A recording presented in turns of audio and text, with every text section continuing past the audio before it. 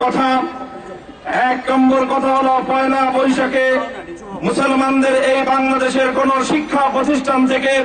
মঙ্গল শোভাযাত্রা করতে দেওয়া হবে না। দুই নম্বর কথা হলো, মুসলমানদের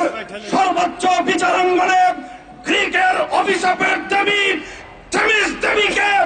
যদি এখান থেকে অপসারণ করবার শান্তিপূর্ণ ব্যবস্থা গ্রহণ না করা হয়, এদেশের জনতা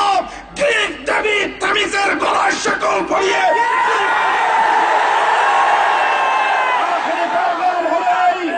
যারা আওয়ামী লীগের রাজনীতি করেন, বঙ্গবন্ধুকে শ্রদ্ধা করেন, যারা বিএনপির রাজনীতি করেন, জিয়াউর রহমানকে ভালোবাসেন, মনে রাখতে হবে এদেশের তাওহীদি জনতা কোটি প্রাণের হৃদয়ে স্বাধীনতা উত্তরকালে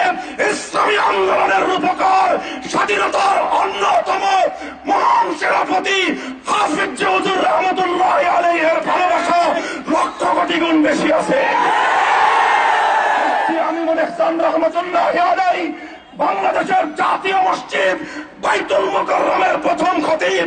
তার চরিত্রের উপর কালিমা লেপন করবার চেষ্টা করা জাতীয় মসজিদের অপমান, জাতীয় মসজিদের অপমান। হাফিজ এবং মুফতি আমিনুল হাসানের বিরুদ্ধে চরিত্রে কালিমা লেপন করবার এই ষড়যন্ত্রকে যদি যথাযথ পদক্ষেপের মাধ্যমে বাতিল না করা হয়, স্পষ্ট ঘোষণা করতে চাই, টেকনাফ থেকে তেঁতুলিয়ায় নতুন মুক্তিযুদ্ধ